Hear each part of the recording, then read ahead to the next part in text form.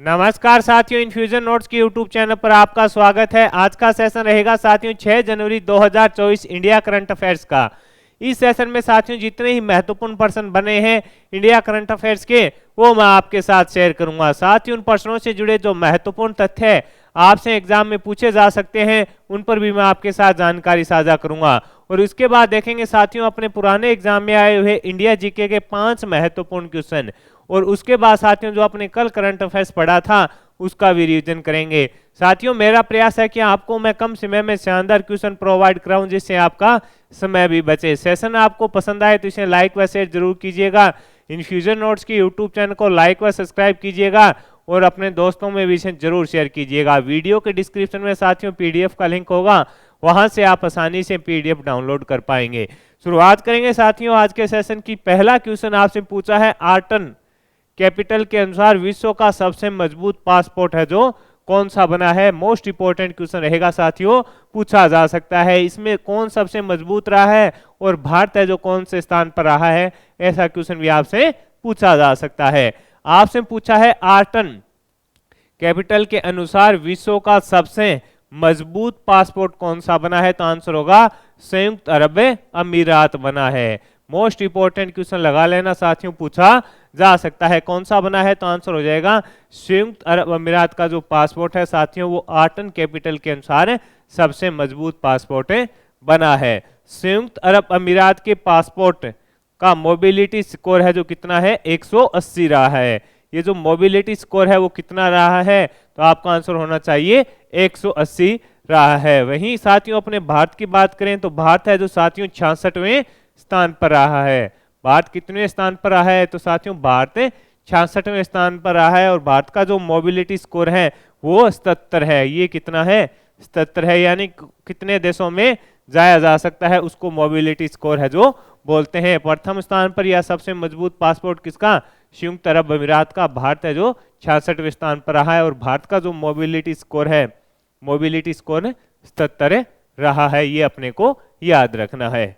आगे बढ़ेंगे साथियों अगले क्वेश्चन पर बात करेंगे। अगला क्वेश्चन आपसे पूछा गया है राम मंदिर राष्ट्र मंदिर एक साझी विरासत नामक पुस्तक का अनावरण किसने किया। आपको ही पता है साथियों की जो राम मंदिर है उस पर अभी लगातार चर्चाएं जारी है, तो वहां से क्वेश्चन पूछा जा सकता है। आपसे पूछा गया है कि राम मंदिर राष्ट्र मंदिर एक साझी विरासत नामक पुस्तक का अनावरण है जो किसने किया, तो आंसर हो जाएगा आरिफ मोहम्मद अली ने किया। इंपॉर्टेंट लगा लेना साथियों, किसने किया, आरिफ मोहम्मद अली ने किया। अब आप कहोगे साथियों कि आरिफ मोहम्मद अली कौन है, तो साथियों ये केरल के वर्तमान के अंदर राज्यपाल हैं। ये भी अपने को याद रखना है, केरल के राज्यपाल हैं। इनके द्वारा साथियों इस पुस्तक का है जो अनावरण किया गया है। कौन सी पुस्तक, राम मंदिर राष्ट्र मंदिर एक साझी विरासत नामक पुस्तक का अनावरण आरिफ मोहम्मद अली के द्वारा किया गया। ये कौन है, तो ये रहेंगे केरल के राज्यपाल।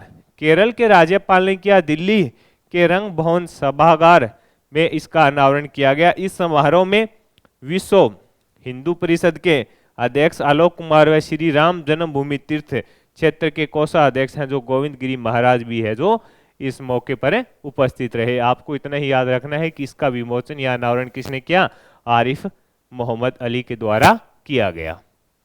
आगे बढ़ेंगे साथियों अगले क्वेश्चन पर बात करेंगे। अगला क्वेश्चन आपसे पूछा है राष्ट्रीय कानूनी सेवा प्राधिकरण NASA का कार्यकारी अध्यक्ष है जो किसे नियुक्त किया गया है। ये भी इंपॉर्टेंट क्वेश्चन रहेगा। राष्ट्रीय कानूनी सेवा प्राधिकरण NASA का कार्यकारी अध्यक्ष है जो किसे नियुक्त किया गया है, तो आंसर रहेगा न्यायमूर्ति संजीव खन्ना को किया गया है। इसे इंपॉर्टेंट लगा लेना साथियों, किसको किया गया है, न्यायमूर्ति संजीव खन्ना को नियुक्त किया गया है। भारत के राष्ट्रपति ने इनको नियुक्त किया है। ये भी इंपॉर्टेंट रहेगा, नहीं किसके द्वारा इनको नियुक्त किया गया है, तो भारत के राष्ट्रपति हैं उनके द्वारा साथियों इनको नियुक्त किया गया है। ये न्यायमूर्ति SK कौल का स्थान लेंगे, यानी किसका स्थान लेंगे, ये SK कौल का स्थान लेंगे। आपसे पूछे राष्ट्रीय कानूनी सेवा प्राधिकरण NASA का कार्यकारी अध्यक्ष किसे नियुक्त किया गया है, न्यायमूर्ति संजीव खन्ना को नियुक्त किया गया है। ये अपने को याद रखना है साथियों, किसका स्थान लेंगे,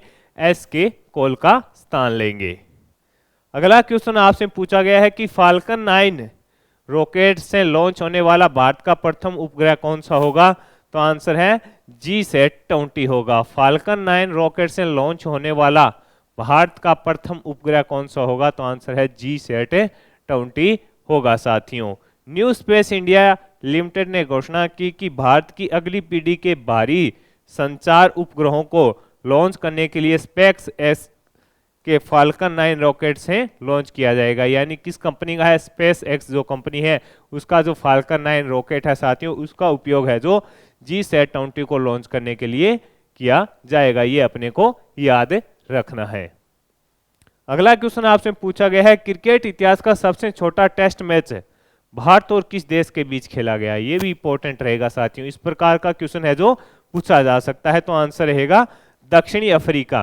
क्रिकेट इतिहास का सबसे छोटा टेस्ट मैच भारत और किस देश के बीच खेला गया? तो आंसर हो जाएगा भारत और दक्षिणी अफ्रीका के बीच खेला गया।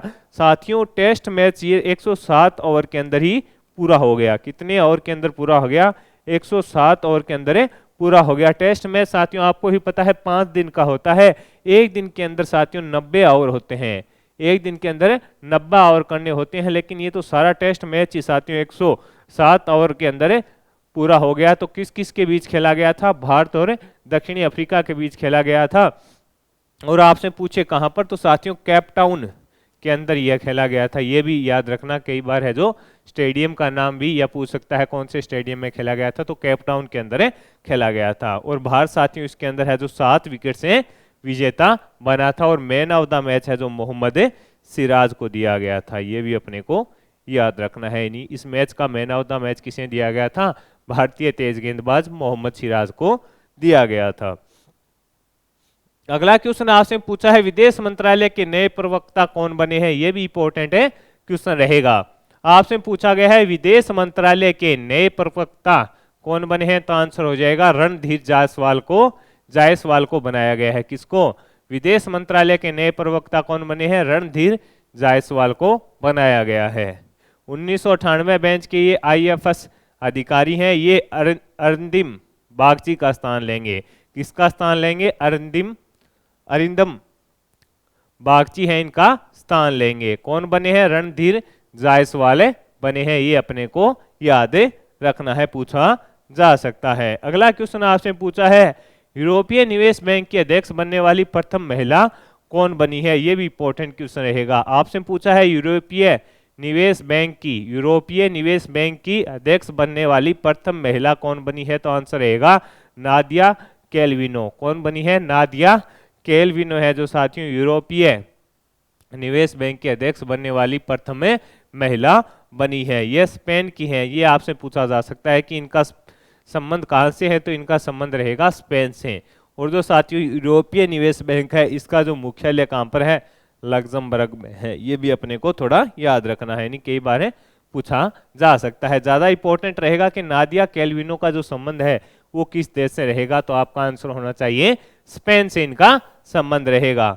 आगे बढ़ेंगे साथियों, अगले क्वेश्चन पर बात करेंगे। अगला क्वेश्चन आपसे पूछा है कि हाल ही में स्थानीय निकायों संस्थाओं की सेवाओं तक डिजिटल पहुंच के लिए के स्मार्ट परियोजना किसने शुरू किया है? हाल ही के अंदर स्थानीय निकाय संस्थाओं की सेवाओं तक डिजिटल पहुंच के लिए के स्मार्ट योजना किसके द्वारा शुरू की गई है? तो केरल सरकार, यानी केरल के अंदर इसकी शुरुआत साथियों की गई है। इसके अंदर क्या होगा साथियों? जो भी महत्वपूर्ण योजनाएं होती है अपने राज्य स्तर पर है उनके लिए प्रत्येक व्यक्ति तक पहुंचे, इसके लिए डिजिटल किया गया है। इसके लिए साथियों वहां पर है जो एक इस प्रकार का भी सिस्टम किया जाएगा कि एक ब्रॉडबैंड लगाया जाएगा, यानी इंटरनेट की भी सुविधा इसके अंदर दी जाएगी कि जो भी सरकार की महत्वपूर्ण योजना है वो प्रत्येक व्यक्ति के पास मोबाइल में जो डाटा है या सरकार की जो साइट है वहां पर उसे मिल सके। इसके लिए है जो वाईफाई की भी सुविधा केरल के अंदर की जाएगी। ये अपने को याद रखना है। और इसकी शुरुआत किसने की है? तो मुख्यमंत्री पिनरई विजयन ने इसकी शुरुआत की है। अगला क्वेश्चन आपसे पूछा है, भारतीय नौसेना के उप प्रमुख कौन बने हैं? तो आंसर हो जाएगा दिनेश के त्रिपाठी बने हैं। भारतीय नौसेना के उप प्रमुख कौन बने हैं? तो आंसर हो जाएगा दिनेश के त्रिपाठी हैं जो बने हैं साथियों। इन्होंने वाइस एडमिरल संजय सिंह का स्थान लिया है। यह भी इंपॉर्टेंट है कि इन्होंने किसके स्थान पर बने हैं? ये संजय जय सिंह के स्थान पर बने हैं। ये अपने को याद रखना है। आपसे पूछिए भारतीय नौसेना के उप प्रमुख है जो कौन बने हैं? तो आंसर होना चाहिए दिनेश के त्रिपाठी बने हैं। अगला क्वेश्चन आपसे पूछा है कि हाल ही में आत्मनिर्भर भारत उत्सव 2024 कहां आयोजित किया जा रहा है। मोस्ट इंपोर्टेंट क्वेश्चन है रहेगा। हाल ही में आत्मनिर्भर भारत उत्सव 2024 कहां पर आयोजित किया जा रहा है, तो आंसर है नई दिल्ली के अंदर। कहां पर आयोजित किया जा रहा है साथियों, तो आंसर हो जाएगा नई दिल्ली के अंदर इसका आयोजन किया जा रहा है। केंद्रीय वाणिज्य मंत्री पीयूष गोयल ने भारत मंडपम में इसका महोत्सव का उद्घाटन है जो किया है। 3 जनवरी से 10 जनवरी तक, 3 से लेकर 10 जनवरी तक चलेगा। 3 से 10 जनवरी तक ये चलेगा, ये अपने को याद रखना है। यानी इसकी शुरुआत कब से हुई है, 3 जनवरी से हुई है। कब तक चलेगा, 10 जनवरी तक चलेगा। और इसका उद्घाटन किया किसने किया है, केंद्रीय वाणिज्य मंत्री पीयूष गोयल जी के द्वारा किया गया है। कहां पर, नई दिल्ली में भारत मंडपम में इसका उद्घाटन है जो किया गया है। और इसके अलावा साथियों इसमें जो इंपॉर्टेंट है, इसके अंदर बुरहानपुरा जिला मध्य प्रदेश को है जो साथियों 1 डिस्ट्रिक्ट 1 प्रोडक्ट अवार्ड 2023 है जो दिया गया है। ये इंपॉर्टेंट रहेगा। किसको, बुरहानपुरा जो जिला है मध्य प्रदेश का, उसको 1 डिस्ट्रिक्ट 1 प्रोडक्ट अवार्ड 2023 है जो प्रदान किया गया है। ये अपने को याद रखना है, पूछा जा सकता है आपसे। आयोजन कहां पर हो रहा है, नई दिल्ली में। उद्घाटन किसने किया, पीयूष गोयल जी के द्वारा किया।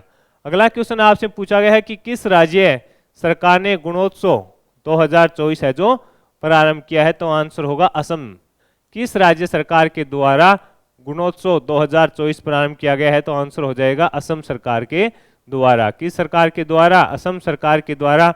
अब आपसे पूछे साथियों कि इसे गुणोत्सव है, इसका प्रमुख कार्य क्या होगा। जो सरकारी स्कूल में पढ़ने वाले छात्र हैं उन पर उनका मूल्यांकन किया जाएगा। यानी सरकारी स्कूलों के अंदर जो पढ़ने वाले छात्र हैं उनका मूल्यांकन है जो किसके द्वारा किया जाएगा, इसका जो सरकार ने, असम सरकार ने गुणोत्सव 2024 शुरू किया है। इसके अंदर जो भी सरकारी स्कूल के अंदर पढ़ने वाले छात्र हैं उनका मूल्यांकन किया जाएगा। अगला क्वेश्चन आपसे पूछा है कि हाल ही में किस देश ने हिम तेंदुआ को राष्ट्रीय प्रतीक घोषित किया है, तो आंसर हो जाएगा किर्गिस्तान ने। हाल ही में किस देश के द्वारा हिम तेंदुआ को राष्ट्रीय प्रतीक घोषित किया गया है, तो आंसर है किर्गिस्तान को। राष्ट्रपति सादिर जापारोवा ने इसकी घोषणा की है। यानी वहां के जो वर्तमान राष्ट्रपति हैं सादिर, उनके द्वारा इसकी घोषणा की है कि हिम तेंदुआ है जो किर्गिस्तान का राष्ट्रीय प्रतीक होगा। इंपॉर्टेंट है, पूछा जा सकता है। अगले क्वेश्चन पर बात करेंगे साथियों। हाल ही में चीन के शोधार्थी जहाज पर किसने प्रतिबंध लगा दिया है, तो आंसर रहेगा श्रीलंका के द्वारा इस पर प्रतिबंध है जो लगा दिया गया है। एक अन्य जो न्यूज है साथियों, वहां से पर्सन बन सकता है, वो अब देखेंगे।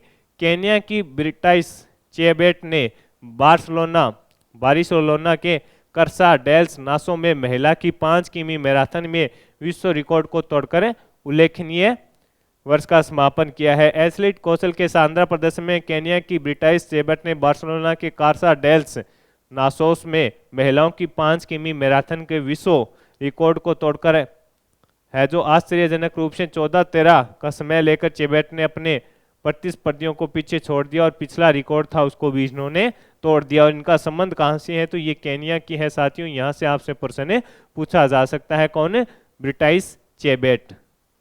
अब साथियों अपने ये हो गए करंट अफेयर्स के महत्वपूर्ण क्वेश्चन। अब अपने देखेंगे इंडिया जीके के 5 महत्वपूर्ण क्वेश्चन जो पुराने एग्जाम के अंदर पूछे गए थे। पहला क्वेश्चन उसमें आपसे पूछा गया है कि संविधान के अनुच्छेद 355 में आपात की किन दशाओं का उल्लेख है, तो आंसर क्या रहेगा आपका, बाहरी आक्रमण एवं आंतरिक अशांति। से इंपॉर्टेंट लगा लेना साथियों, पूछा जा सकता है। संविधान के अनुच्छेद 355 में आपात की किन दशाओं का उल्लेख है, तो आंसर रहेगा बाहरी आक्रमण एवं आंतरिक शांति का उल्लेख है। अगला क्वेश्चन आपसे पूछा है आपात के दौरान संसद के द्वारा राज्य सूची के किन विषयों पर बनाए गए कानून आपातकाल की समाप्ति के बाद कितनी अवधि तक लागू रहते हैं, तो 6 माह तक। यानी आपातकाल के दौरान संसद के द्वारा राज्य सूची के विषयों पर बनाए गए जो कानून हैं वो कितनी आपातकाल की समाप्ति के बाद कितनी अवधि तक लागू रहते हैं, तो आपका आंसर होना चाहिए 6 माह तक साथियों लागू रहते हैं। अगला क्वेश्चन आपसे पूछा है भारत के एकमात्र राष्ट्रपति जो निर्विरोध चुने गए थे, तो आंसर है नीलम संजीव रेड्डी। भारत के एकमात्र राष्ट्रपति जो निर्विरोध चुने गए थे, तो आंसर रहेगा नीलम संजीव रेड्डी। कौन भारतीय राष्ट्रपति लोकसभा के अध्यक्ष भी रहे, तो आंसर रहेगा नीलम संजीव रेड्डी हैं जो राष्ट्रपति हैं, वो लोकसभा के अध्यक्ष भी रहे और साथ ही निर्विरोध हैं जो चुने गए थे साथियों। अगला क्वेश्चन आपसे पूछा है, भारत के ऐसे राष्ट्रपति का नाम बताइए जिन्होंने भारत रत्न पुरस्कार से राष्ट्रपति बनने से पहले ही नवाजा जा चुका था। यानी भारत के उन राष्ट्रपति का नाम बताइए जिन्हें साथियों भारत रत्न का जो अवार्ड है वो राष्ट्रपति बनने से पहले ही मिल चुका था। तो आंसर है डॉक्टर राधाकृष्णन व डॉक्टर एपीजे अब्दुल कलाम। ये इंपॉर्टेंट क्वेश्चन है, लगातार साथियों पूछा जा रहा है, तो आपसे दोबारा प्रश्न पूछा जा सकता है। तो साथियों ये हो गए अपने इंडिया जीके के 5 महत्वपूर्ण क्वेश्चन। अब अपने देखेंगे साथियों जो कल अपने करंट अफेयर्स पढ़ा था उसका रिवीजन। हाल ही में माउंट लेवोटोबी ज्वालामुखी विस्फोट हुआ है, ये किस देश के अंदर है, तो आंसर रहेगा इंडोनेशिया। पीएम विश्वकर्मा योजना को लागू करने वाला प्रथम केंद्र शासित प्रदेश कौन सा बना, जम्मू कश्मीर। किस राज्य के मुख्यमंत्री के द्वारा 200 इको बसों का अनावरण किया गया, तो आंसर रहेगा असम। हाल ही में साल्टन सागर में लिथियम के भंडार मिले हैं, साल्टन सागर कहाँ स्थित है, तो आंसर रहेगा उत्तरी अमेरिका में। किस इलेक्ट्रिक कंपनी ने सरकार की प्रोडक्शन लिक्विड इंसेंटिव योजना के लिए पात्रता हासिल कर ली है, तो आंसर रहेगा ओला ने। हाल ही में किसने 2024 में ब्रिक्स की अध्यक्षता संभाली है, तो आंसर रहेगा रूस के द्वारा। फ्लिपकार्ट के बिनी बंसल ने कौन सा नया स्टार्टअप लॉन्च किया है, तो ओपडोर। पावर ग्रिड कॉरपोरेशन के नए सीएमडी कौन बने हैं, रविंद्र कुमार त्यागी बने हैं। हाल ही में भारत ने वियतनाम के किस शहर के साथ ऐतिहासिक, सांस्कृतिक और पर्यटन समझौता किया है, तो आंसर रहेगा लैमडोंग शहर। हाल ही में किस देश ने स्पेस क्राफ्ट X-37B लॉन्च किया है, तो यूएसए। हाल ही में किसे चाड के नए प्रधानमंत्री के रूप में चुना गया है, तो सक्सेस मसरा को चुना गया है। तो साथियों इस सेशन में मैंने आपके साथ इंडिया करंट अफेयर्स के महत्वपूर्ण क्वेश्चन, इसके अलावा जो पुराने एग्जाम में आए हुए इंडिया जीके के 5 महत्वपूर्ण क्वेश्चन देखे और जो कल अपने करंट अफेयर्स पढ़ा था उसका भी रिवीजन किया। सेशन आपको पसंद आया है तो इसे लाइक व शेयर जरूर कीजिएगा। इन्फ्यूजन नोट्स के यूट्यूब चैनल को लाइक व सब्सक्राइब कीजिएगा और अपने दोस्तों में भी इसे जरूर शेयर कीजिएगा। धन्यवाद साथियों।